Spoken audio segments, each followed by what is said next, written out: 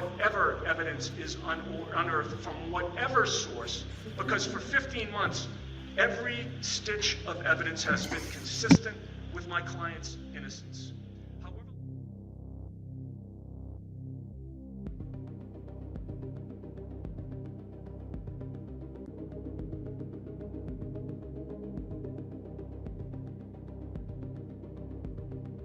what up, everybody? Happy Sunday morning, Sunday afternoon. in the meantime, her life is on hold while she Keyboard crime fighters. defending herself emotionally, intellectually, and Best financially. name. We cannot abide by excuses any longer. We need this court's help. We need you, Your Honor. Respectfully. Juror, quote, believes that every member of the jury, if asked, will confirm that the jury reached the guilty verdict. Okay. As we know, last night, Turtle Boy had a huge interview with a juror. I watched it twice just to make sure that I heard everything that I wanted to hear. So good early afternoon. Check this. I'm going to share screen. Karen Reed, trial juror. I'm just going to pick out a different person I want to use. First thing I want to say is we have a problem. We have a huge problem. When I say we, anybody that would spend $5 million on a defense in trial one, they had the data to prove that at the same time frame that John O'Keefe's going up the flights of stairs with his phone, that Karen Reed's phone is not doing that. That was there the whole time, and it never came out. So much so that this juror said that is compelling if that comes out in juror two or in trial two, which I'm over here. Trust me, like, we think nothing but the best of Alan Jackson and this whole entire defense team. But that is a huge blunder. I mean, wow. Such a huge advantage to have Karen Reed's team also be able to listen to that. You know, the people that should have been pumping the questions should have been Karen Reed's defense team last night, pumping the questions. Kate, I saw you in chat. I mean, that was 8,000 people, and I was like pointing to myself like, oh, I know that person. Oh, I know that person. I really don't know you, but I know your name. But I was just like, whoa. I would have been pumping him the questions to ask these jurors, you know. I'm sure Karen Reed has questions. I'm sure Alan Jackson and the whole team has questions. So like I had been like, here, we're going to submit our questions, you know. Karen. Yeah. To hear the words distractors used the way that it was, like, oh, this is a distractor, this is a distractor. To hear those like and kind of like said like that. So that was how they were deliberating things back there, is like when anybody would mention something, it's like, oh, that was just a distractor. That was just a distractor. I guess the way that you'd have to say that is, but do you still believe it? Like, what do you mean it was a distractor? Distraction from what? You're basically saying that has nothing to do with the case. I think people's credibility has everything to do with the case. With any case, your credibility is your credibility. So right here, this portion of the interview, when he showed him this video, and to hear them say, "Thank you there, Karen. Woohoo! Look out. $999.99. That's how we say it over here in Land. And then leading things off, keyboard crime fighters. I will start it off for everyone. Let's fucking go. I thought it was a great interview. I thought Turtle Boy did a really good job of asking the question and then letting the juror answer. I don't think he cut off the juror. Here's the question, give us your answer, and then I'm not here to debate him on his answers. I'm here to ask as many questions as we can so that we can get an understanding of what went on in that deliberating room, so that it doesn't happen in trial two, basically, because we're all over here like, wow, this is just so simple. As like, I want to know, why wasn't the question maybe I should have, wrote in, but how come nobody asked the question? Karen, super sticker, $999.99. Double time. Woohoo. How come the question was never asked? Well, if all of these people are saying that there was no body on the lawn, did you guys ask yourselves, well, where was John O'Keefe from this time to this time? Because he clearly wasn't in Karen's car. He clearly wasn't in his own house. And he clearly wasn't in the house. And he clearly wasn't on the lawn. Did you guys ever wonder where the fuck John O'Keefe was? How come that question out of the whole 3 hours was not asked? I was like waiting for that. And then after the fact, the questions, like, nobody asked them, like, did you guys ever discuss why didn't Karen take a stand, just to see what they felt about that?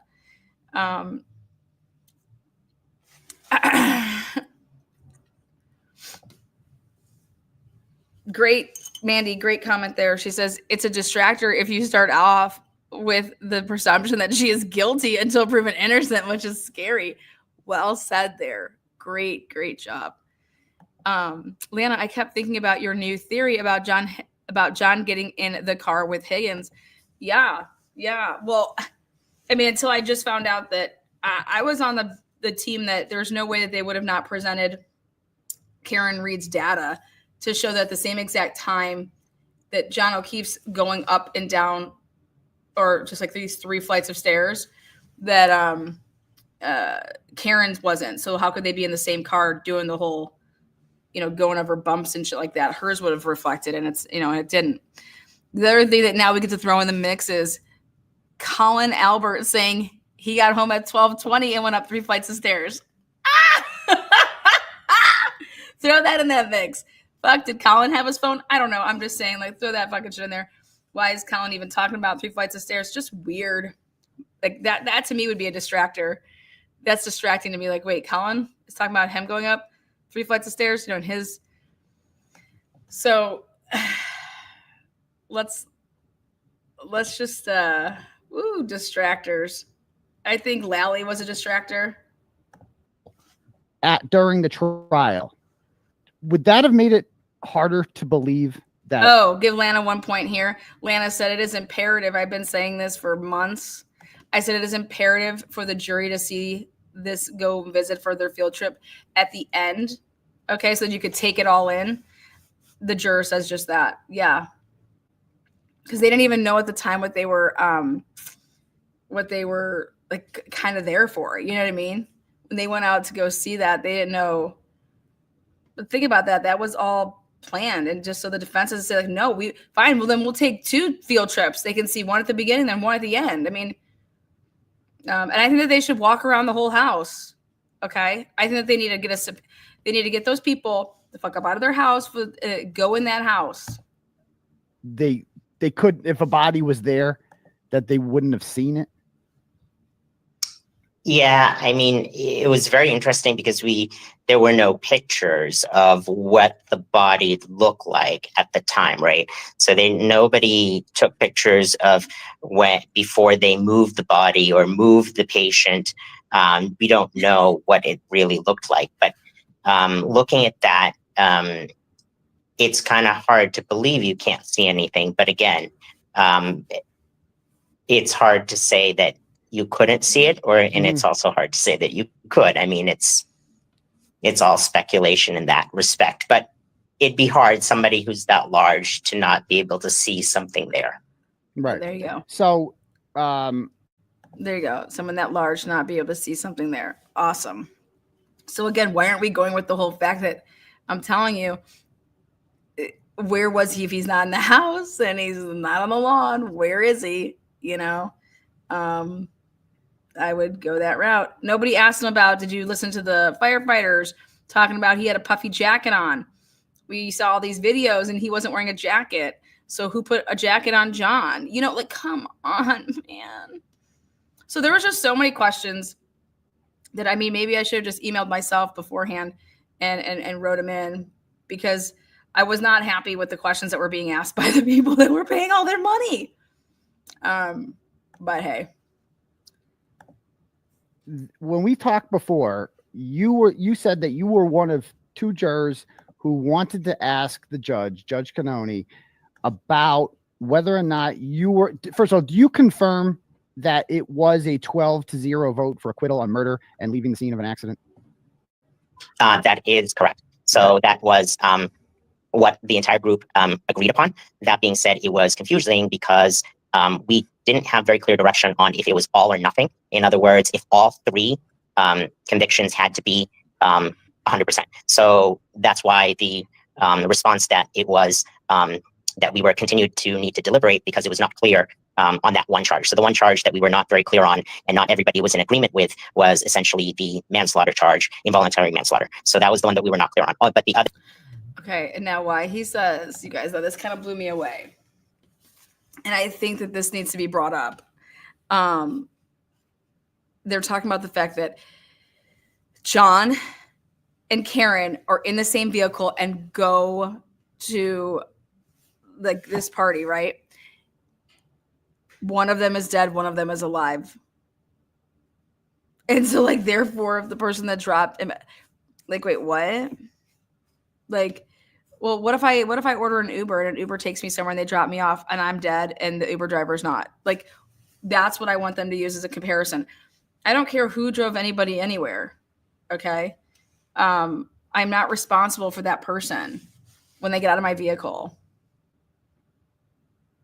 Like, so I think that that's a huge problem right there with that portion of hearing that. Karen Ellis again. Woohoo! Letter Rose by Bettero. I knew Lana was going to be all over this today. Nothing fascinates Lana more than a juror interview. Probably. Nothing fascinates me more than someone's brain. I want to know all about your brain. But I got to give it up though. I like this guy. I think he is beyond fair. I think he was the one that's saying, yeah, not guilty. You know what I mean? I think that at times he was also just trying to like tell us how the other people were thinking and feeling, not that it was like him. I think the secrecy of a lot of things confused him and confused everybody with like when he asked there at the end, well, what did you think everybody meant by you testified before? I thought it was great when he actually said, we in a civil case, like that makes sense. There's civil cases, you know, that it was like in a civil case. People have wrongful death suits, you know. But I think Alan Jackson did a really good job, I thought, to ask, like, this was in a criminal proceeding that you testified. So just make a really big mental note of that. Or fight your asses off to be able to say that we're going to be able to say whatever we want to be able to say. Like, clearly the jurors were getting confused. Like, us saying that there was testimony before that confused people. They thought it was a distractor. You know what I mean? Like, you're going to have to restructure this. Him thinking that Lucky was not, that was the most unconvincing point. Like, why even talk about that? I think that they should consider that. I think that they should try and consider that. I don't even think that he should be used. I don't think that Lucky should be used in trial too. Because they're giving no weight to the fact that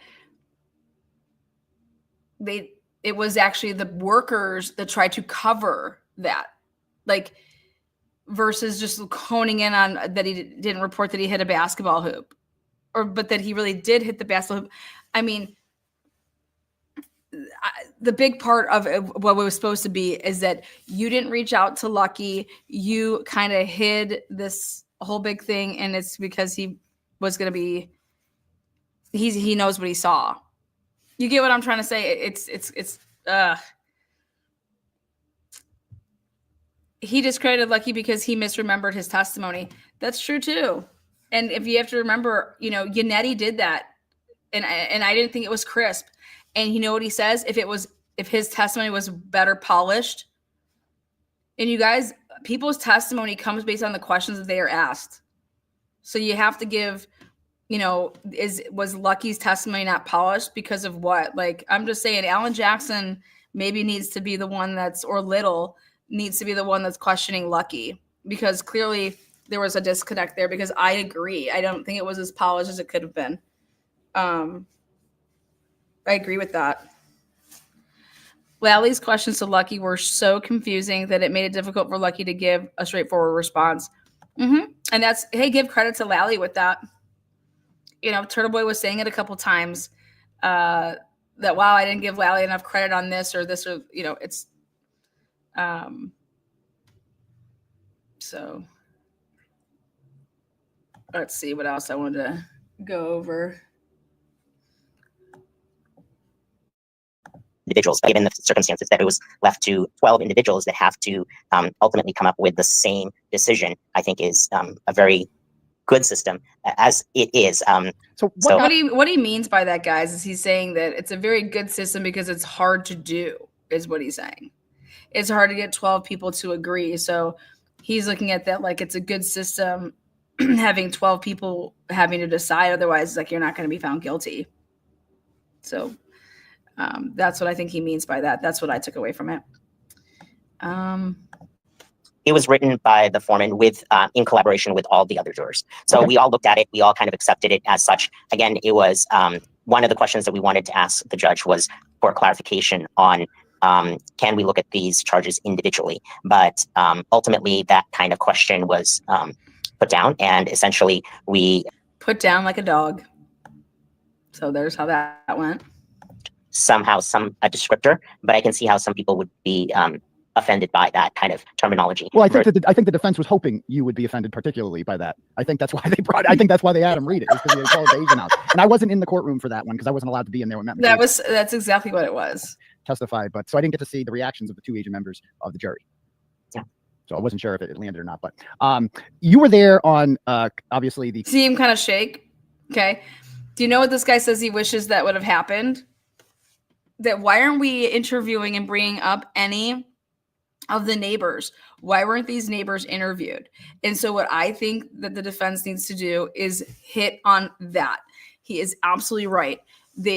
You have all of these neighbors and none of them were questioned and none of them came in.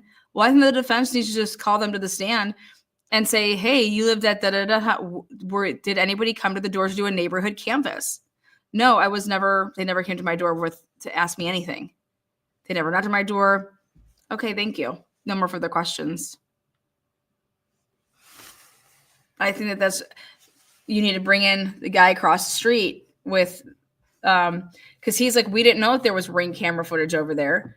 Okay. Like I'm telling you, this was so important. It's like you're getting a cheat sheet. Karen's gonna make the whole fucking goal. Gotta fucking Karen, $99.99. We have two new members. Letter Rose by Better Row. About fucking time. I was hoping you would snatch up one of those green ones. Layla. Karen, $999.99. 3 times. 9 times. You guys know what that's from? The red solo cut man from across the street. Yeah, like, how do you not, like, you guys, you got to call these neighbors to the stand and just let them say, no, nobody ever came knocking on my door, because that's what you're supposed to do. Okay. But to get the guy across the street, that's he's involved with the police department. He is the solo red cup guy, allegedly. And he's also the one with the Ring camera. And they didn't know this. Like, this guy tells it. Like, that would have been compelling. Like, we want to hear that stuff. Woo. He wasn't asked about the evidence being collected in solo red cups. I thought that was kind of like interesting that didn't come up. He got him to say, like, yeah, the taillight pieces weren't there, right? And so if they weren't there then, like, when were they? He also said it's really important to talk about the fact that there was a report where Proctor had said the tow truck happened at 5:30. Then it came out that it was 4:30. He's like, that would have all been compelling, very compelling to be mentioned. And so the big thing there is to make sure that comes out in trial too, is that Proctor made a report talking about when Karen's car was towed and stating a timestamp that would have made it impossible then for the jury to be like, oh yeah, they couldn't have planted the, you know, the evidence because the CERT team was already there. Okay. Ferris Bueller. Yes. RJ guessed 9 times. Yes. One of my favorites growing up. Let's see what else I thought about this. The closing day of closing arguments, and Brian Albert, Colin Albert, and Jennifer McCabe walked into court and sat with the O'Keefe family, and just the way they were positioned, they were staring directly at you. How did you feel about that? It was a little intimidating. And I say intimidating, it was just at the end. I think we're all at that point where we want this to have some closure. And I think it was slightly intimidating to see everybody there and all the players there, to some respect. I wouldn't. Right there, he says the word players. I thought that was very interesting. He used the words players. These people were witnesses. Okay. Hi, Lana. Unfortunately, I think Karen unfortunately smashed into John. It's another case of drunk driving manslaughter case, I believe. Yet it's not on sexy theory as conspiracy with the corrupt cops. Well, thank you, Jason. We do appreciate what you think. I appreciate what everybody thinks. I just think that there's no way that any of this, you could convict anybody on anything. Doesn't matter who would be in that defendant's chair, in my opinion, because of the horrible, horrible job by law enforcement. But he uses the word players to describe them, and I think that that's interesting because here that they were just supposed to be witnesses. Okay, so I think it was interesting to say the word players, which is his choice of language, players, and I think that that's fucking awesome because they were players in the game. They were pawns. Everybody had, a role. Players have their role players. Wouldn't say so much that I was fearful, but intimidated by everybody staring at me, right? So, or looking at me, and I say me, but it really is the group, right? The jury. Yeah, all 15 of you were up there and sat through 3 months of this, and you didn't get paid. I mean, they didn't really pay you for this, like $50 a day or something you got? Yeah, some small amount, yes. So you gave up all this time, and God bless you, because it was hot sometimes in that. Wait, they only got paid $50 a day? Okay, so in Indiana, the jurors on the Delphi case who are sequestered, they got their meals paid for, and they got $90 a day for the first week and then $110 per week after per day. So Boston, you guys are some shitty ass, like, what is going on, man? Get with the times. People in Indiana and fucking Hickville, Indiana are getting paid double what Canton, Norfolk County was paying. That's crazy. Absolute crazy. And this trial was 3 months. Wait, what? This trial was 3 months? Is that how long? That was not 3 months. This trial was 3 months? I don't recall that. I mean, I don't know. I'm just tipsy right now at noon, so fuck shit, maybe it was. I don't recall a 3 month trial. I recall it starting in April. I recall just a lot of dead days, right? There's a lot of dead days. Courtroom, and it was a lot of the testimony was incredibly boring. I live for this shit, and even I was bored by some of it. I live for this shit. Falling asleep, because Adam Lally can just put you to sleep sometimes. How do you feel about the fact that you gave 3 months of your life to this? And ultimately, the result was nothing. It flew by for me. I feel that we kind of failed the system in that we were charged with this responsibility. And we were charged with this. Cheers. God, you guys, 3 months? I was loving every day. Fucking the Julie Nagels of the world. Then when we went there, I guess that's true because then we went there for a fucking week. When we were there and we went bouncing around, I had conversations with these bartenders, okay? They wouldn't even serve us a freaking, what was it? What did Bella want? She wanted us to do Irish car bombs. They refused to serve us Irish car bombs. I'm like, what the fuck is wrong with you people? This is like an Irish bar, and you're not going to serve us. And we're in Boston, piss up a tree. Give me my. You want to know why those people like the Julie Nagels of the world that ruined it for everybody, like myself, to be able to go there and enjoy a car bomb. And we came up with certain decisions, but at the end, it was not kind of looked at or taken into consideration in terms of some of the charges. And I think that was a failure of the system, and it is a disappointment. But that being said, I think it was a very good learning experience to be able to see the justice system. I wish that it had worked out for everybody and there was closure all across the board. But right now, there's no closure for the O'Keefe family and for the Reeds, right? Yeah. So there's nothing there. So you are an EMT, which is such a unique job, it's particularly for this case. And at the scene, the EMTs were the kind of the first people to testify. And I think they interviewed like 8 or 9 of them. And 2 of them, no, I apologize, 3 of them testified that they heard Karen Reed say, I did it, I did it, I did it. If you came across a car accident or something like that with a dead body on the road, and there was a woman screaming, I did it, I did it, I did it, would you tell the police what she said, like then and there, and this woman's confessing to a crime? I honestly would focus on taking care of the patient and not necessarily focusing on that individual. That being said, if that individual was my patient, then obviously I would need to disclose that information to law enforcement. But at that time, if my patient was Mr. O'Keefe, then I would focus on Mr. O'Keefe and his resuscitation first and foremost. To be focusing on John O'Keefe's resuscitation. Yeah. So when they got there, the ambulance got there. They were there for about a couple minutes trying to resuscitate him, and then they immediately put him on a gurney, put him into the ambulance, and got him out of there. And you must have come across fatalities many times, I'm guessing. I mean, God bless you. I don't know how you guys do it, but I'm assuming you've seen too many dead bodies. When that happens, you've come across car accidents, I'm assuming, many times too? Yes. Okay. So what is the protocol? Like, what would the protocol in a situation like this be? Do you think that the police and the first responders handled this in a way that you would expect it to be handled? Like, not as far as not putting crime scene tape up or anything like that? I don't think it was as coordinated as it should be. And I don't know if that's a fault of necessarily each individual or a problem with the system, in that maybe they didn't have the proper training, or they should have asked more resources to actually make sure that it was done well. But I have to admit, it does not seem like it was done well in any way, shape, or form.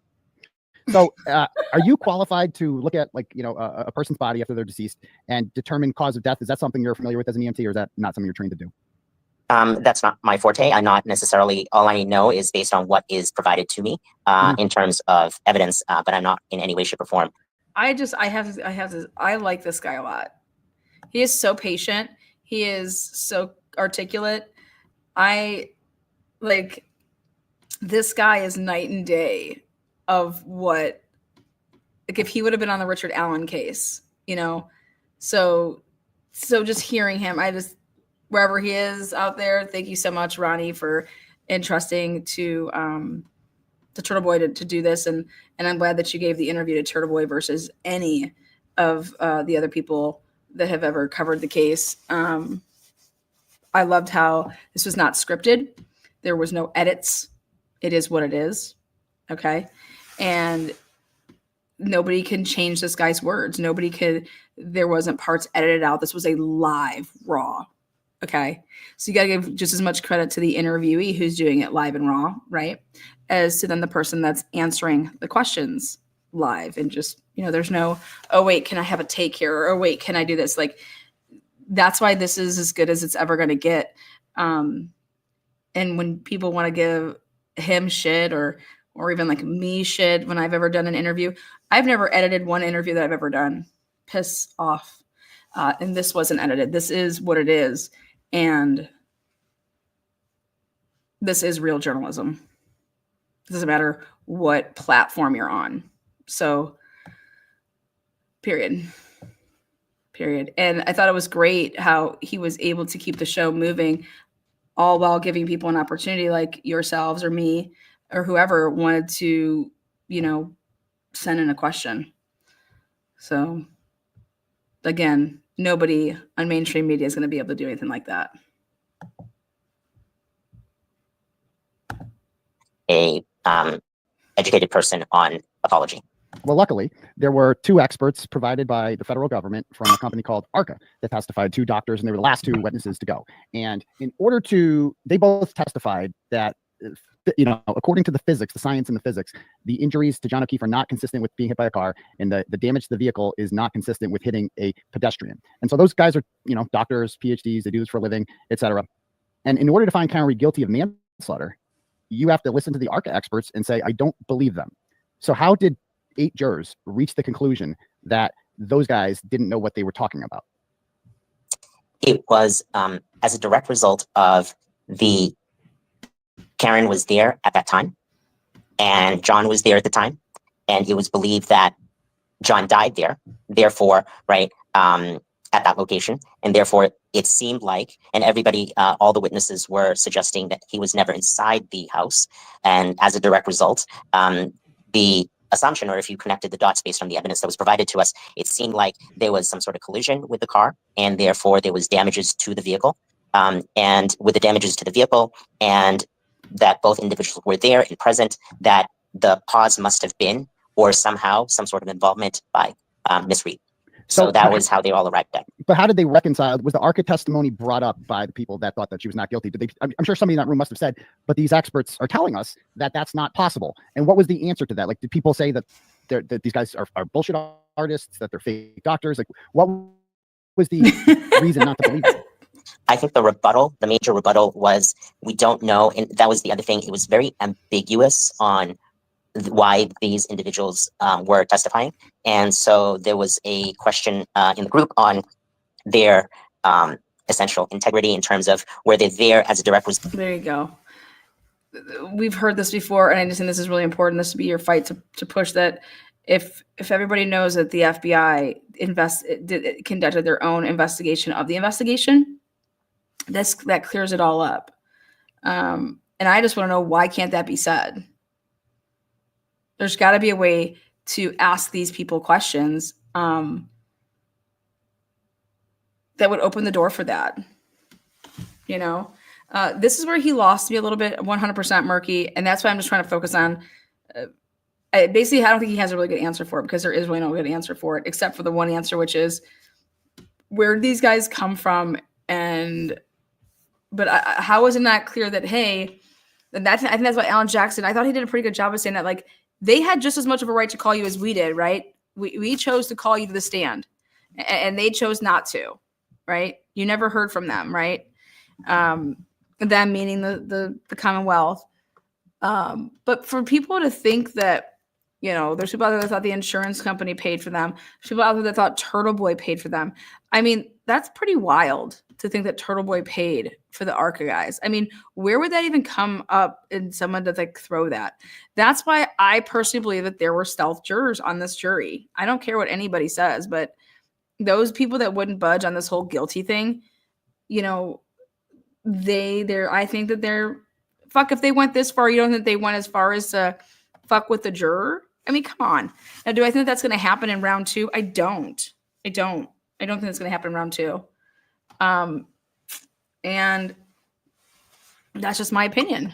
My opinion is that when you're dealing with a stacked deck, it is what it is. Because the question should be is, all right, hey, without outing people, or unless you don't want to like talk about this, but was it always just the one person that was always like, you know, who came up with the word distractor? Was it the same person that did this? Was it the same person that did this? I mean, ask them the hard question. Do you think that the jury was stacked? Do you think that if we're talking about corruption here, so, you know, ask him what he thinks about that. That'd have been a really tough question to, like, I wouldn't want to ask that question. I wouldn't want that question asked upon me if I was him, but, you know, I just don't think that's going to happen in round two. Some of this stuff should you know, scare Karen Reed a little bit. I mean, I wouldn't want to be found guilty of fucking manslaughter. Like, what? Like, I think they just really need to be focused on, like, they're not going to find her guilty of murder, okay? So we really need to focus on this manslaughter and focus on what this man's saying, at least, like, and if we can get maybe another interview of another juror before it goes off. Result of somebody else trying to, you know, maybe steer one us of in a different direction. One of the guilty people.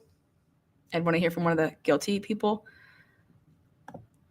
And confuse the jury. So it wasn't sure if it was insurance. It wasn't sure if it was, you know, whether the Reeds were doing it, somebody else was doing it, or yourself was doing it to bring this group to try to testify so that it would sway the jury in one direction or the other. And that, I think that was one of the things that was, again, unfortunate, because I guess it cannot be said or didn't want to be revealed to us on what were the circumstances of why those individuals were testifying, other than they were testifying for the defense. Because now, you know, obviously now that the trial's over, that they're not even defense experts, they're FBI. They were available to both sides, and only the defense called them. But it seems like the conversation in the room went and they said some people were suggesting maybe they were the insurance company, of course, because of course an insurance company would benefit from not having an automobile collision. Obviously, they wouldn't have to pay anything out. Or me? How did people thought I paid the Arca guys? That's wild. Like anybody, somebody was trying to, again, to try to sway the jury in one direction versus the other. I'm not that powerful, I promise you. I can't hire, and I can't afford those guys. But so that's basically the reason that they came up with. They said they heard all their testimony, and then they said, "Nah, those guys are just probably paid off by the insurance company. We're going to disregard everything that they said." That makes sense, you guys, in a way. To think that if they were the insurance guys, that they don't want to pay out an insurance claim, so of course they're going to like, you know, that makes sense. Think about it. Just think about that. If somebody was to argue with me in a room and say, well, how do we know they're not from the insurance company? And the defense used them because like, oh, it's just going to help their cause. But here, the real reason that they're testifying this way is because they don't have to pay out a bunch of money. You know, did Jackson ask them if they worked for the insurance company? Don't know, but I bet you, I don't believe that got mentioned. Did it? I mean, if it did, again, this is why everything needs to be so tailored to keep it so nothing gets lost in the weeds with people's testimonies, because that is something that I think when someone is being on the stand for 3 to 4 to 5 hours, like, we know this case inside out because we research it and we're fucking enamored with it, whatever. Those jurors are not going to be that way. So like some of the stuff I was saying, it just has to be cut the fuck out. Like, as much as we want to hammer the fact that Proctor said all these horrible things, okay, one time is enough. Get it out there. You know, yeah, Jackson said they were not hired or affiliated with the defense whatsoever. Absolutely. Absolutely. But something that needs to be said, just ask the question of is do you work for an insurance company? Like, were you hired by John O'Keefe's insurance or Karen Reed's insurance company? Leave it as that, you know? But yep, you lose focus after listening. Yep. And then because in somebody's notes, somebody catch something in their notes, but guys, what ends up happening is when you go back to that room, then people can argue with you that, well, nobody else has that in their notes. So like, you must have heard something wrong. Okay. That's what starts happening back. And that's a question I would have wanted to ask him. Hey, was there ever a time that you guys were back there and since only one person said they had it in their notes and nobody else did you just say, that's not reliable information? And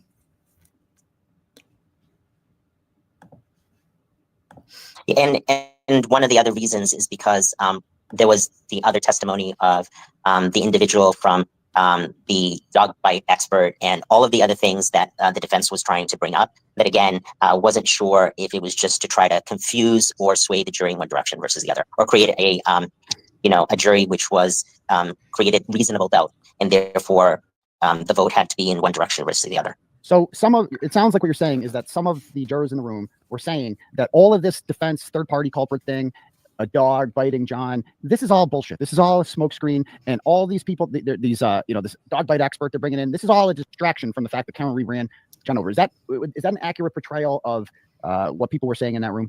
That is correct.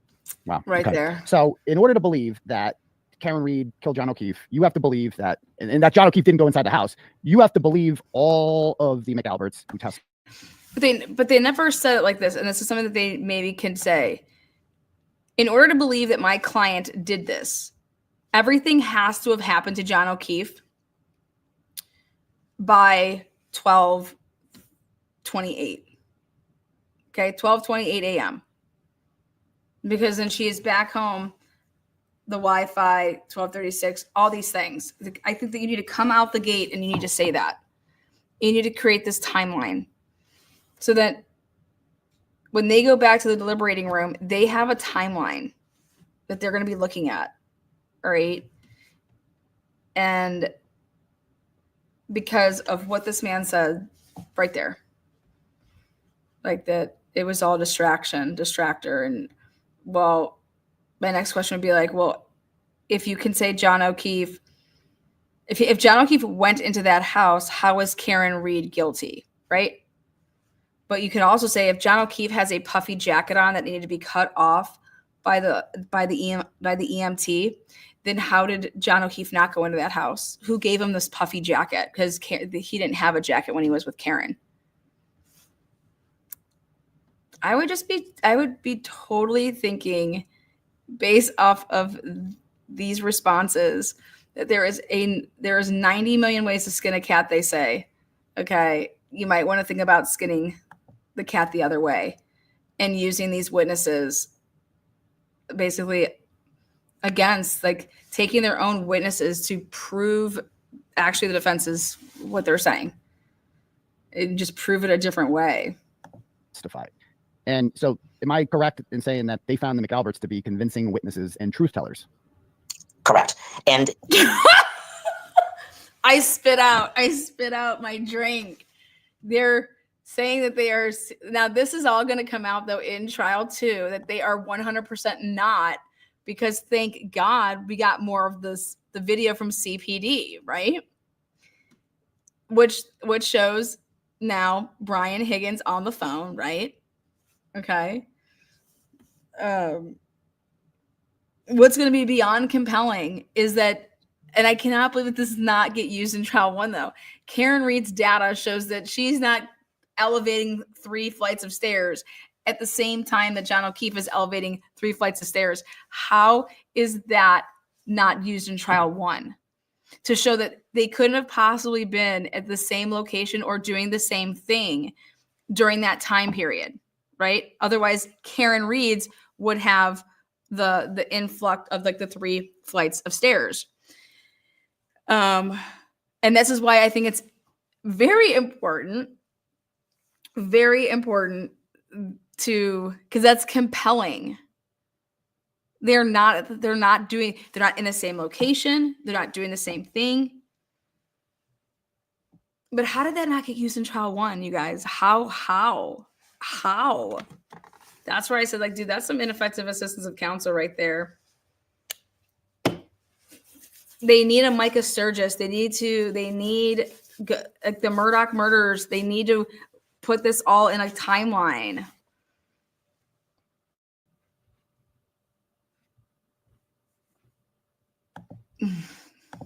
And I will say that that's to some respect, not only say it's correct, but also to some respect, because there were some individuals who just looked at the facts. Again, the clear fact that Karen was operating a vehicle and drove the vehicle to that location, 34 Fairview, and then ultimately John O'Keefe lay at rest and died on essentially that address. And so everybody else is saying that he never entered the premises, therefore she must be. But they're also saying they never saw him on the lawn, so he's missing. And if you use that, you're going to get him, because listen to what he's saying. At fault, because he clearly did not just injure himself there. So did anybody suggest? See what he just said? He clearly did not just injure himself there, but he could have gotten into another vehicle, right? I am telling you guys, then you need to use the Uber example. Okay. If an Uber driver drops me off somewhere, an Uber driver is not, I don't care if the Uber driver was drinking even. If I get dropped off somewhere just because I was in a car with them and they dropped me off, that does not make them liable for my death. You still have to prove that I did something to them. Me driving them there, how am I responsible? I mean, that's some flawed ass A to B to C to D. That's not clicking, right? Like, it's just like, come on, man. Like, wow. And again, he's not saying he just said, like, this is what people were saying. He doesn't think that. Okay. But this is what people were saying. So don't think that it's Ronnie here. Ronnie isn't saying that. He's like, this is what people were saying. Very, very important. Ronnie was not saying that. That maybe the McAlberts are not being truthful, that maybe he did go inside. I mean, I assume somebody in the room, the not guilty voters, must have said that these people are lying, obviously. And what did people say to that? I mean, did some people believe at least that they weren't being honest? I think the individuals who believe that she was not guilty was because of the mere fact that it was not adding up.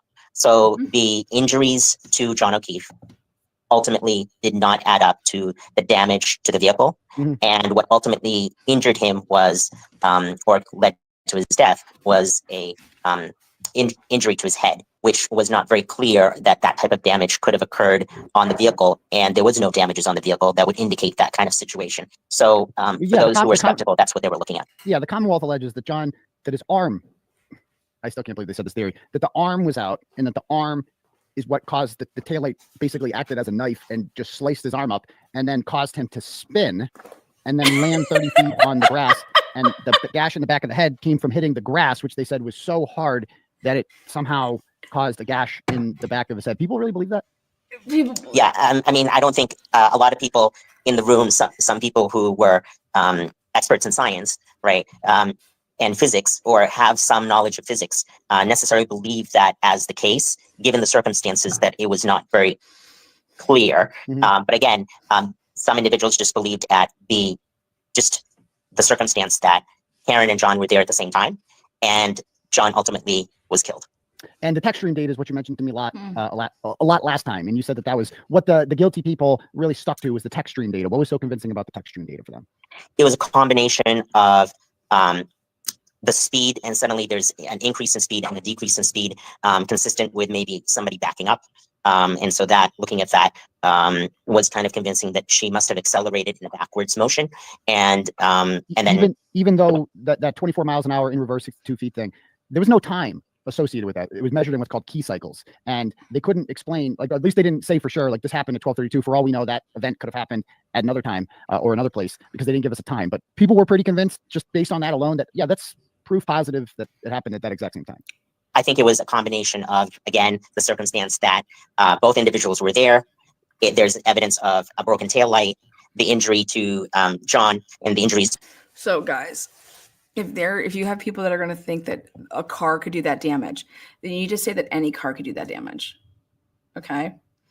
And I think that's why you have to go the whole plowing route, Higgins's vehicle, Higgins period. I think that you're going to need to go the whole route of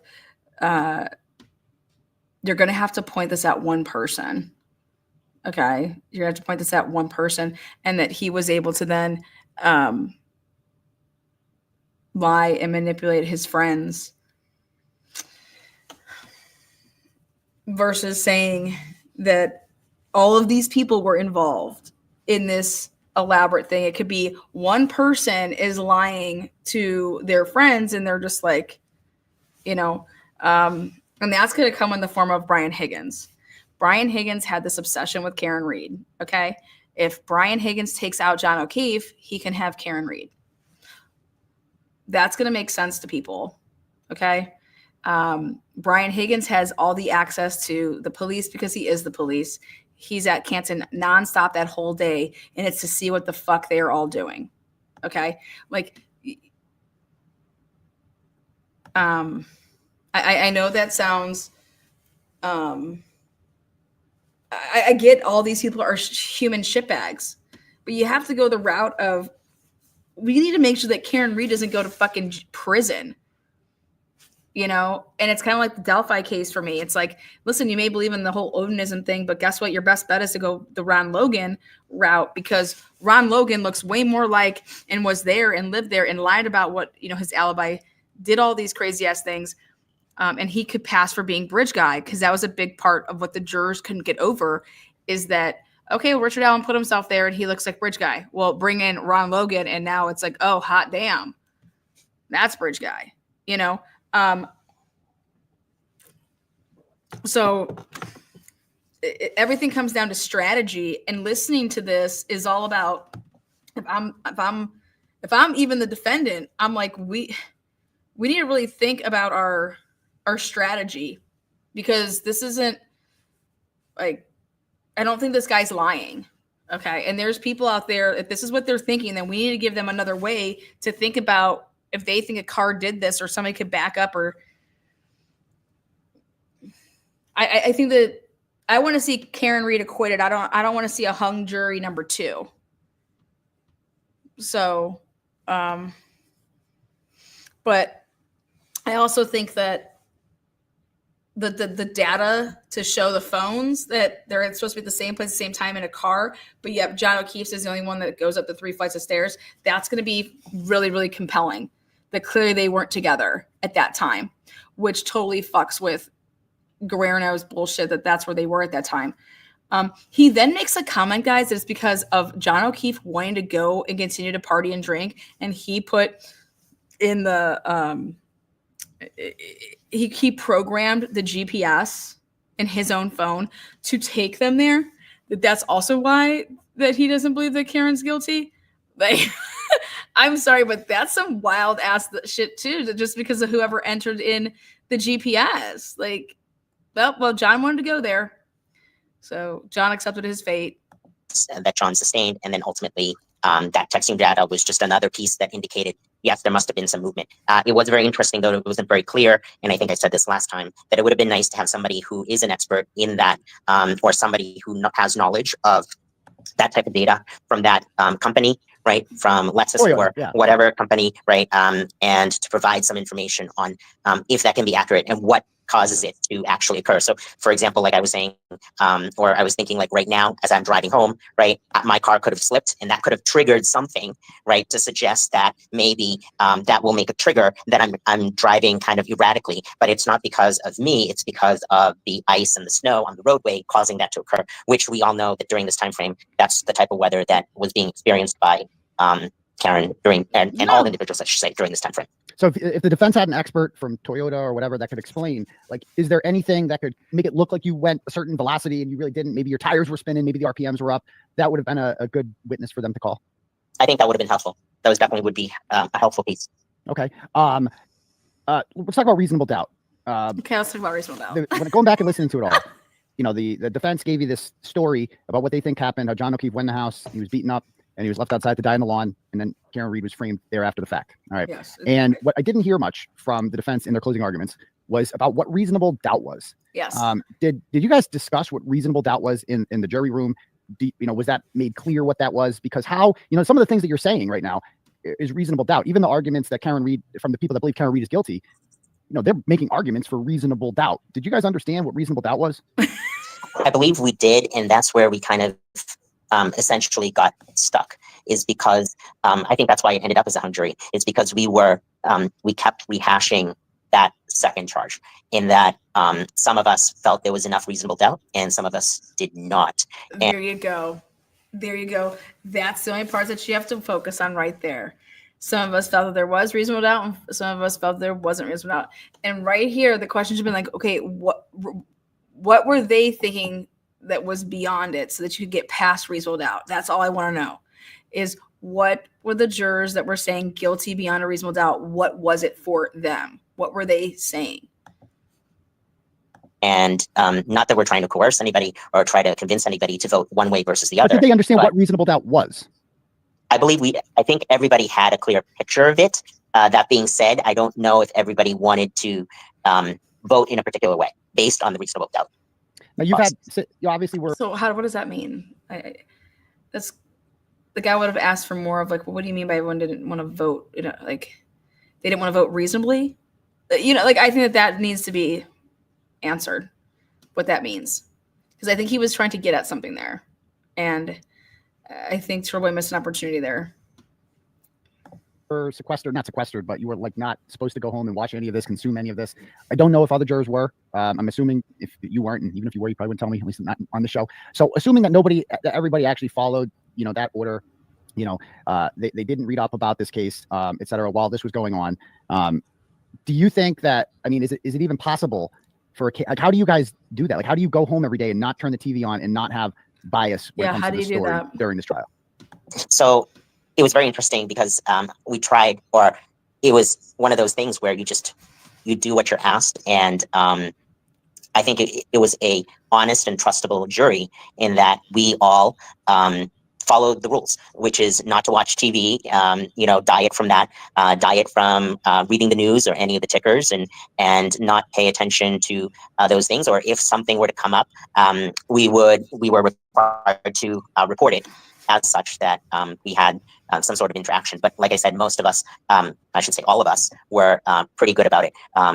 And we just dieted from the news and the media. All right. So I'm sure a million people have. I like the way that he says that. We dieted from the news and the media. Like, we dieted. Because dieting, you still have cheat days. So did you guys have any cheat days in there? Questions. So I'm going to read some questions that we have from Turtle Riders in the chat here, because I'm sure there's a bunch. Okay. Our first one, this is a $10 one from Jay. And again, if you guys are going to write them in, keep them brief. I will not read your freaking paragraph questions. So keep it brief. God damn it, you people. The fuck is wrong with you? This is where I was spinning laughing. I'm like, he's like, he gives you guys one fucking job. You're going to pay money. Make them good questions. Don't have these repeat offender questions. How do you overlook paramedics' omission of possible, this is from Jay for $10, possible vehicle strike in the report narrative? The radio report to the hospital and the other report are both available to be examined, and would have been two opportunities for this medic to have reported document if it actually happened. We already went over that. So I think one of the things there is it would have been nice if that was all documented per se. Again, the jury is limited on what we are actually able to see in terms of the documentation. So everybody paying attention to that. Every time he keeps talking about something, he's saying, we were limited in what, when we go back there, we get to see. And it's, I want to bring up something. How come in a family court case, a magistrate gets to take 1 month, 2 months, 3 months, 4 months before they will render, a decision in your, whatever it was, divorce case, custody case, and we have, they're not, hey, you can't, and then someone's life, murder, like you're going away forever.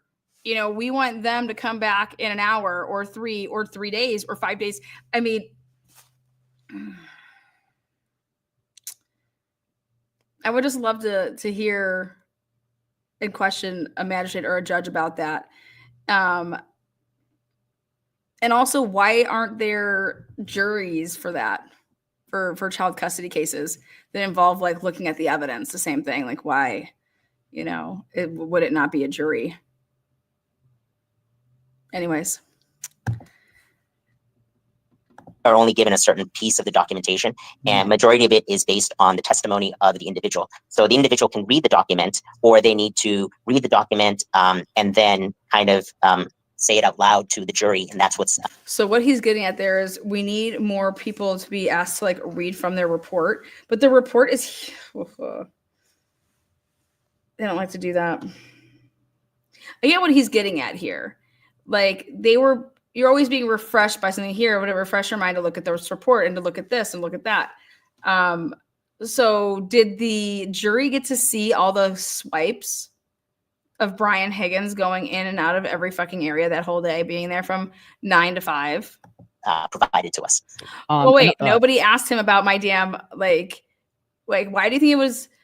God, everybody was playing musical chairs in the house. Everybody was playing musical cars in the driveway. Then you have Caitlin, who says that she drove there with her boyfriend, but her family says that they were with, I picked her up and took her there, and then she went back to this house, and then her boyfriend just miraculously in a snowstorm comes to pick her up. Did anybody give any weight as to why there had to be so many stories about that? Why?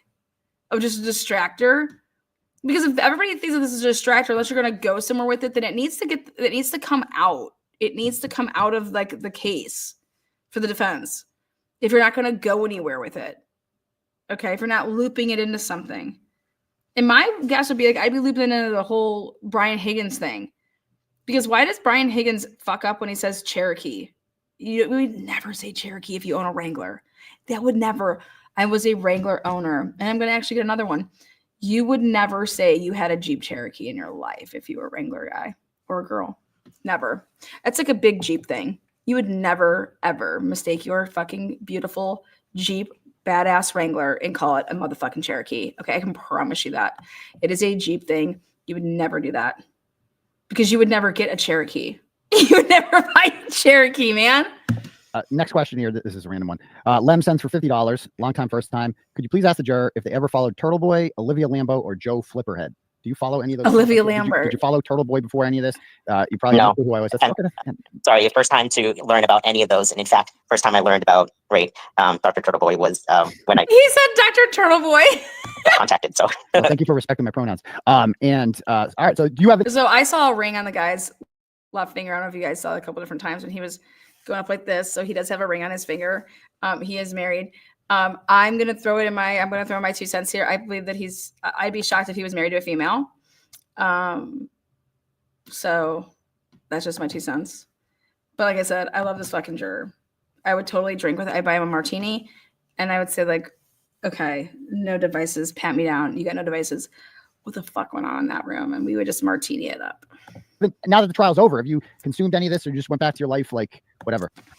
I think, at least for me, and I believe the majority of the jury, we all wanted to just go back to our normal lives, and we haven't really followed much of it other than knowing full well, just occasionally, that it was a hung jury and that it's probably going to be retried, and we know that it's being retried and we know the date, but I honestly have not gone and searched anything or researched much of anything in terms of the case because I lived it. Do you Pretty think if the defense had been allowed to mention that there was a federal investigation into the investigation itself, and that the FBI paid for those Arca experts to be there, would that have affected the outcome of the trial?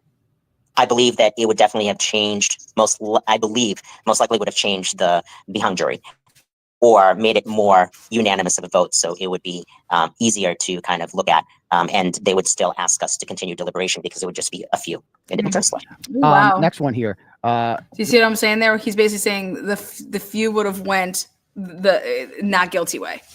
Okay. Because basically you're not gonna be able to be in that room and have an argument. And then when that argument is, hello, they're from the feds. They were investigating the investigation. Oh, wow. Okay. Wow. So these aren't just like some schluffs. Okay. Yeah. This changes my opinion completely. Not guilty. And then you would have just had a couple guilty people. This is from $30 from Dawn. Could the juror confirm if the jury slip was the updated version requested by Alan Jackson? Oh. Therefore, now ultimately the ground is covered, and therefore you couldn't see the pieces because it's covered. But prior to that, maybe now you can see it. So, well, it would be the opposite. Because when the Canton police got there at 7 o'clock, there was 3 inches of snow on the ground, tops, maybe 4, 3 to 4. And it's a lot of taillight, right? And they have their leaf blower out, and they have a video of him finding these transparent pieces of cocktail glass. Paul Gallagher finds them. So they were able to find transparent pieces of cocktail glass, but not all that red taillight. Was the general consensus that the Canton police are just completely incompetent? Wouldn't they have to be if they didn't find any taillight? Was that the consensus? I don't think that was the consensus. I think the consensus was just, again, they looked at all of the overarching evidence, not just that one little piece. So individuals looked at everything and said, nope, that's not enough to say that created reasonable doubt. All right, next question here. That's crazy. You guys, that's crazy.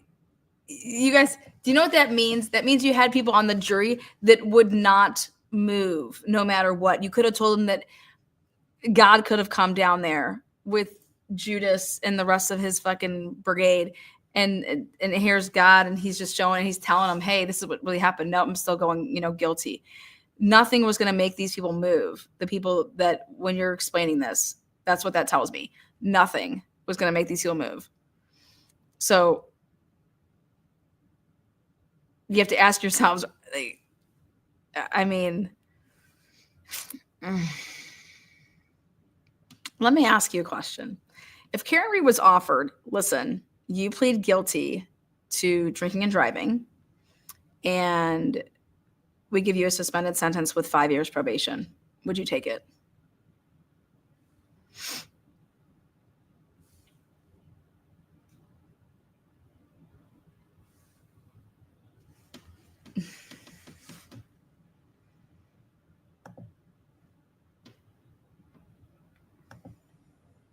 No. Karen? Hell no. Amanda says yes. Think about this. Is your life though, guys. Like, I don't go to prison. I just say I'm going to take a plea deal that I was drinking and driving that night. And I'm on probation for 5 years. And this all goes away.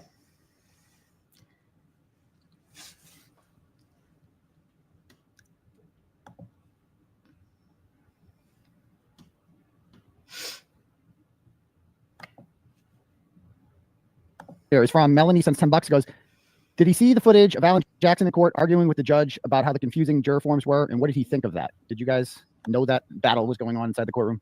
I do not know of that in particular. I never saw the footage, but I understand that it was very confusing.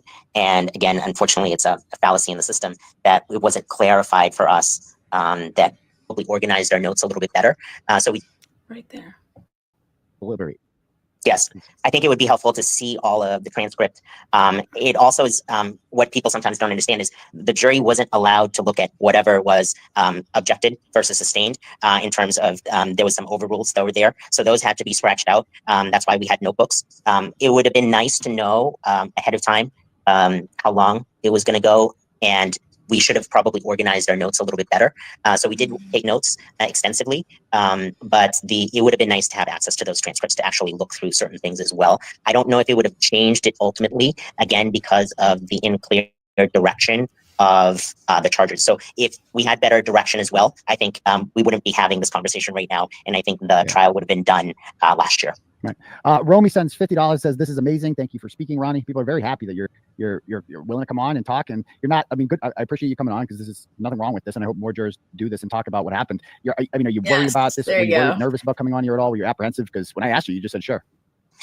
At the time when you said it, it wasn't anything of a problem. And then as it gone on, I was like, what could happen? But now talking, I think I feel relieved that I'm talking and letting people know the story. I think the story is important for people to understand and also to still believe there is, hopefully at the end, right, a good justice system and it works out. Because otherwise, if you look at it, she would have been imprisoned and because of what happened. And clearly, it may not have been the right choice. So I think, right, we will just have to let the next jury make the decision. Let me ask Did you just hear that? The jurors not express any just general.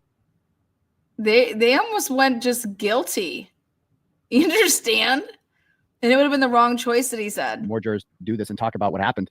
Are you worried about this? Were you worried, nervous about coming on here at all? Were you apprehensive? Because when I asked you, you just said, sure.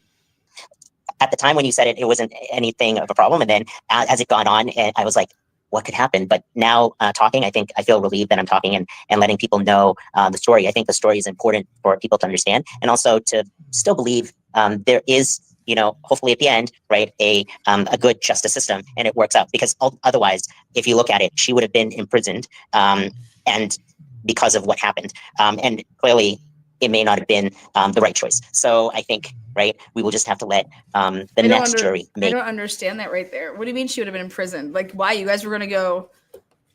I don't understand. Is he saying that they would have succumbed to the, okay, fine, we'll settle that she's, this is what I think the last ones were bullshit for.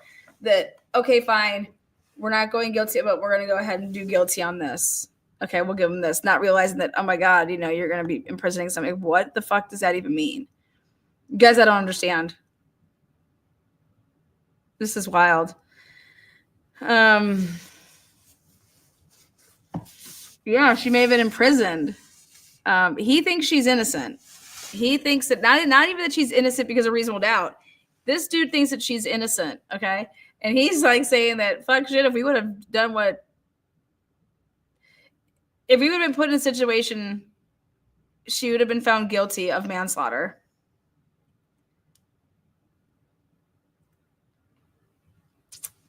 And that's scary. Oh.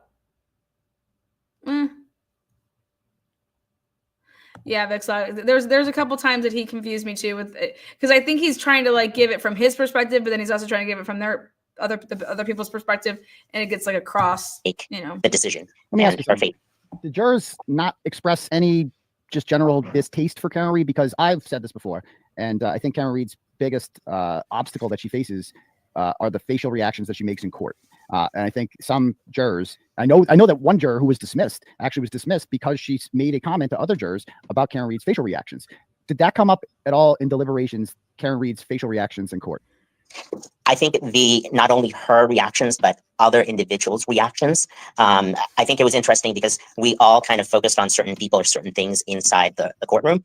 And there was family members' reactions, other individuals' reactions. But in terms of her specifically, I personally did not kind of put any kind of qualifier or But quality we know to you that. didn't. We know you didn't. But like, were the guilty people, like, did they bring, like, did it seem like they just didn't like her, the jib of her sail, the way she looked, the way she, because she's not a typical murder defendant. She comes in court, she smiles, you know, she makes faces, she doesn't cry. Did that rub some people the wrong way? I think it probably solidified it for some, based on some of her reactions. Solidified it. That was what solidified it for some. Solidified it. Like their decision was solidified over somebody's mannerisms, behavior. I mean, that's insane. That's insane.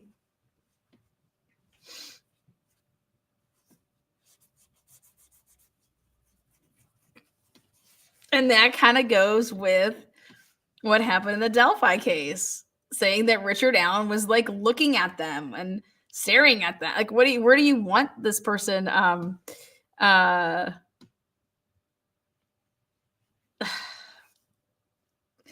he says that he's like, we just looked at the fan. Fan was a good place to look sometimes. So some of these people that were saying that she was guilty, it was solidified by her facial reactions. Karen, I want you to wear a bag over your head. Karen, I want your ass crying when they're talking about stuff. You're going to have to play the part, honey. Actions to what was being said or what was going on in the courtroom. Okay. Do you believe that Brian Albert answered his phone while having sex with his wife at 2:22 in the morning? Good question. I find that very hard to believe, but anything's possible. I love how he And, said, just asking that. but that was my favorite part. But anything's possible. But God bless it, Ronnie. Were you trying to be funny there? Because I loved it. Okay. That is juror misconduct. By looking at them people and deciding, oh shit. It's wild. But you like that? Yeah. Same as with Delphi, juror misconduct. That was me. Wow. I see a bunch of people bringing that up in the comments, but I would just be, man. I mean, they're there to be judgmental. They're there to judge you. You know what I'm saying? Like, they're judging they're going to judge everything about you. okay. Next one. This is from Denise Tuttle for $10 says, does this juror think she was framed? And has anything he's learned since the trial changed his mind? So I think there's a lot of bias in the investigation, and therefore it's hard to go in that direction of, I think it created enough reasonable doubt in my mind that she was not guilty. Whether she was framed, that's a different scenario. But again, a jury would look at it and say that she's not guilty based on reasonable doubt. So, well, if Karen Reed is not guilty, then by definition, she had to have been framed because all that taillight got there, correct? Correct. Yeah. So I love that facial situation, when he does that, when he's like, correct. Like he knows it. He's like, he's being PC here, you guys, which I think is really like I like it. Listen, they're biased. Okay. But in order for you to find her, not get like, all that taillight would have had to be planted. And he's like, I like that little face that he makes. It's really, really cute. Good for you, Ronnie. I got your tail down, boy. It's cute. You either had to believe the McAlberts were honest or you didn't. Mm-hmm. And did the Google search come up? Because this Google search was what ultimately got me hooked on this case. That 227 Google search that came back as deleted. And then the deleted phone calls from Jennifer McCabe to her sister at 6:07 and 6:08. And Brian Albert not coming out of the house, etc. Did you guys discuss the behavior of the McAlberts and how suspicious? We extensively discussed why was the first person to go to the house, approach the house, was member of the family. You know what I mean? And then the other pieces of the Google search, we don't know. And again, there was not an expert in the group necessarily that could talk about it with enough knowledge on experience, and that if those Google searches can track to the exact timeline and time frame and backtrack. So right, we're not really sure about that, but we looked at it and said it's again maybe just distractors. That's the consensus, was that the 227 Google search was a distraction. Again, kind of distractor. I think some people were set at the very beginning that based on the evidence that they had seen so far, and kind of combing through some of the evidence, they kind of looked at it and said, you know what, both individuals were there at that particular address. one person was operating the vehicle under the influence, and another person is now deceased. All right, next question here. Right there. We have, this is from You guys hear Not Me that? Shannon for $10 and says, You guys right there. I'm gonna end this. I'm gonna do a two-parter. This is part one. You guys right there. He's saying that two people drove there. One of them was drinking and driving, and the other person's dead. Like, what? The other person left. That's why they ain't dead. If she would have stuck around, she'd probably be dead too. You know, like going up to, imagine she went up to the door, like, where's John? Oh, John left with Higgins. You know what I mean? Like, what do you mean? John didn't come in here. What do you mean? I've been waiting outside. He came in here. No, he didn't come inside. I don't know. Maybe he left with Higgins. Call him. You guys, they arrived there together. She was drinking and driving. He dies. It's her fault. That's not what he's saying. That's what these other people were saying. And that's where I just think, okay, those have to be the idiots, right? Those have to be just the idiots. Because how is this even? God. I can't fuck with these motherfucking idiots. Not Ronnie. I love Ronnie. Like I said, Ronnie, I'd go and have drinks with Ronnie. But there's clearly idiots, pieces of shit that were on the jury. And I believe that they were there on purpose. Somehow they, were got to. It's crazy. All right. We'll be back. Thank you guys so much. Join me all throughout the day. I got a whole bunch of different lives. Oh, God. We are not afraid of Peace. whatever evidence is Thank you so much to source, because all the for 15 amazing months, every new members and stitch of donors. Evidence has been consistent with my clients. Gray space. Karen just spraying chat. Karen's gifted memberships. Karen's buying dinner.